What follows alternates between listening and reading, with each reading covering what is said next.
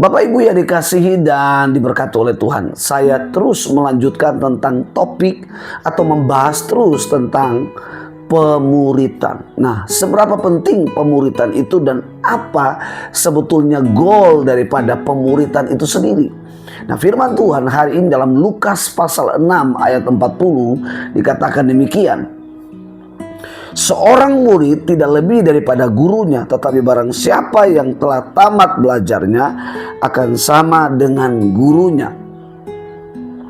Bapak Ibu yang dikasihi dan diberkati oleh Tuhan, Rasul Lukas menjelaskan dengan gamblang, dengan secara eksplisit tentang apa sih goal daripada pemuritan itu, yaitu menjadikan kita sebagai murid-murid Kristus menjadi serupa dengan Dia. Itu sebabnya Rasul Lukas menggunakan kata tamat belajar, disinonimkan dengan seperti orang-orang belajar pada umumnya. Kapan seorang murid dikatakan dia telah tamat belajar?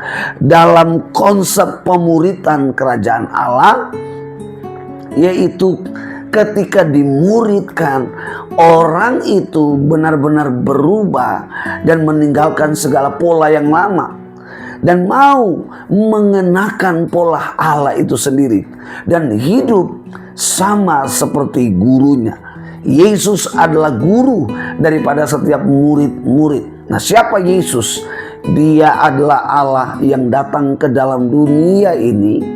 Sederhananya, selain Dia menyelamatkan kita dari hukuman dosa, tapi lebih daripada itu, Yesus juga ingin kita kembali kepada pola Allah, pola kehidupan Allah.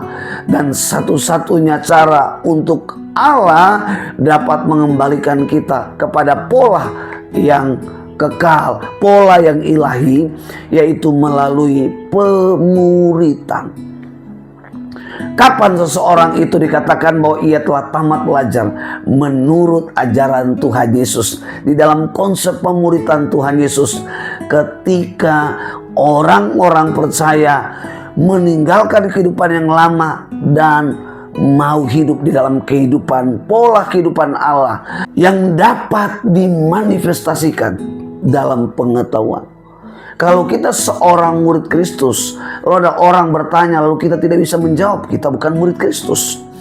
Kita tidak hanya sekedar mahir di dalam pengetahuan saja, tetapi setidaknya kita punya pengetahuan, kita punya akal budi, kita punya hikmat yang mungkin tidak melebihi daripada guru kita, yaitu Tuhan Yesus.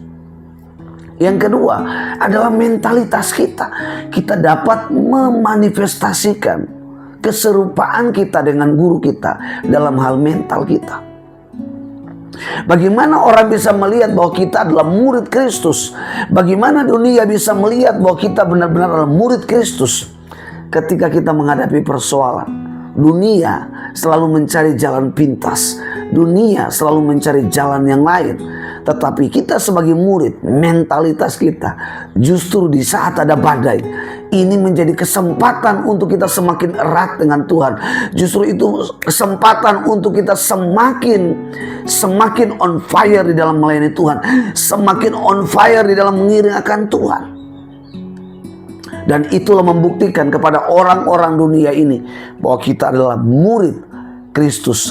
Yang ketiga, kita dapat memanifestasikan pola kehidupan Allah yang ilahi lewat karakter kita, lewat sikap hidup kita, lewat cara hidup kita.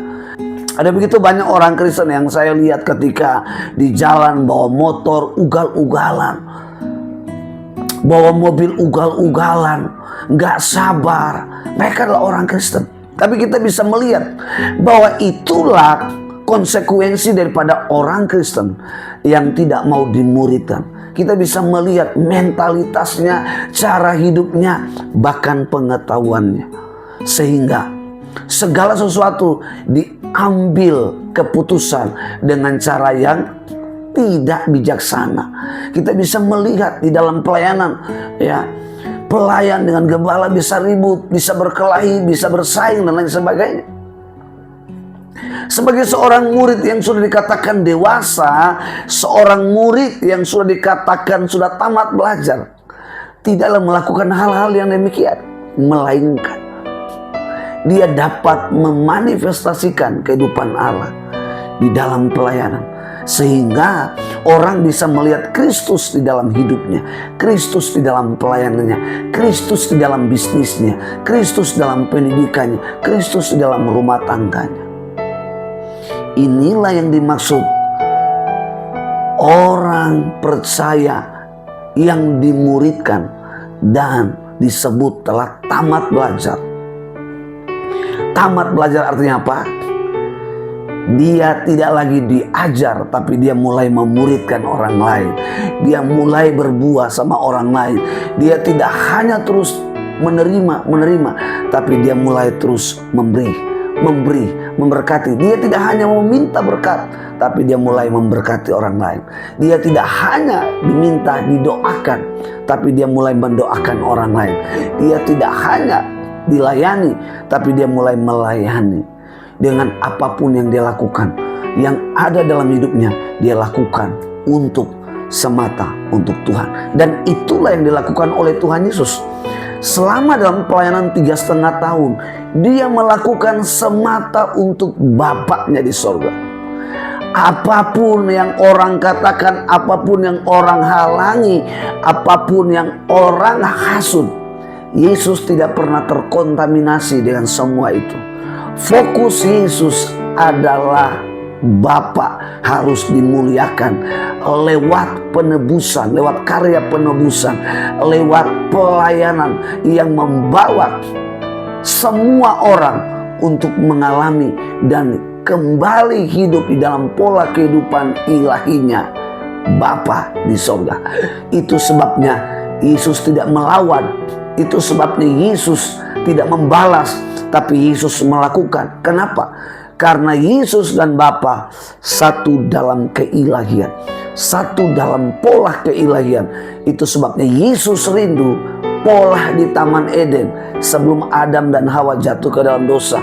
Pola itu harus kembali. Yesus benar menyelamatkan kita, tapi Yesus juga tidak membiarkan kita binasa oleh karena kita tidak dimuridkan, sehingga kita menjadi orang Kristen yang liar. Kita menjadi orang Kristen yang tidak dapat memanifestasikan kehidupan pola ilahi Allah kepada orang dunia. Bagaimana orang dunia melihat bahwa kita adalah murid-murid Kristus?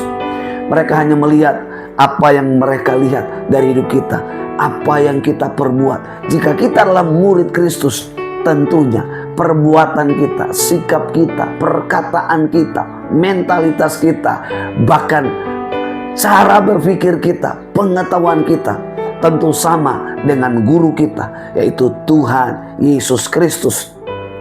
Saya terus mendorong Bapak Ibu agar Bapak Ibu menemukan ada gereja-gereja yang punya konsep pelayanannya adalah pemuridan.